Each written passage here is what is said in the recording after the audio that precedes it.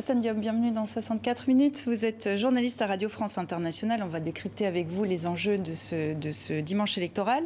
Pas de chiffre encore sur la participation, elle pourrait être faible. Alors, comme on l'entendait, c'est un véritable boycott ou un simple désintérêt pour un scrutin joué d'avance?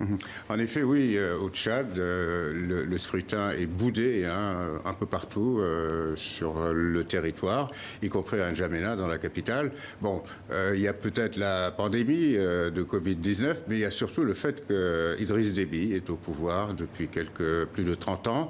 Il est arrivé par un coup d'État, il avait le soutien de la France, parce qu'il venait dégager, si je puis dire, un dictateur, Hissène Habré. Et d'ailleurs, à son arrivée, même l'opposition qui incarne aujourd'hui la forte opposition contre Déby était plutôt favorable à son arrivée.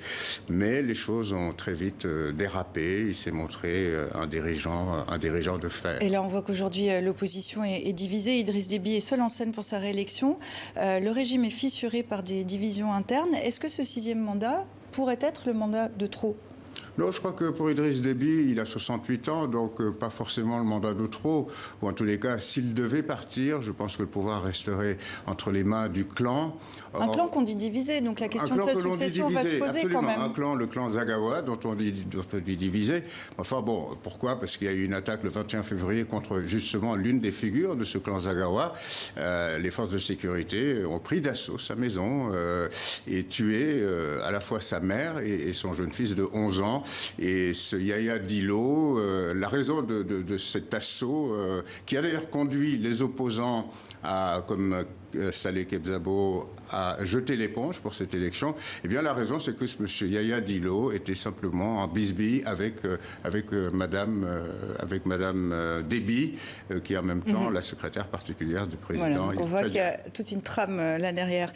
Idriss Déby, sa réélection fait peu de doute. Il pourra compter sur une bienveillance internationale, en particulier de la France? Comme toujours.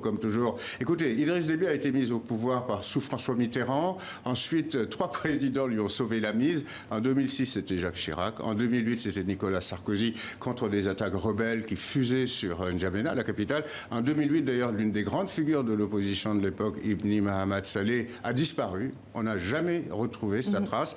Et puis en 2019 encore, c'est Emmanuel Macron qui a donné de l'aviation française. Mais là, il y a cette diplomatie militaire au Sahel qui Oui, parce que Idriss Déby est en quelque sorte une sorte de condottière du Sahel de la France, puisqu'il a déployé pas mal de militaires au Mali pour lutter contre le djihadisme. Et il fait partie de ce fameux G5 Sahel qui lutte contre ces islamistes.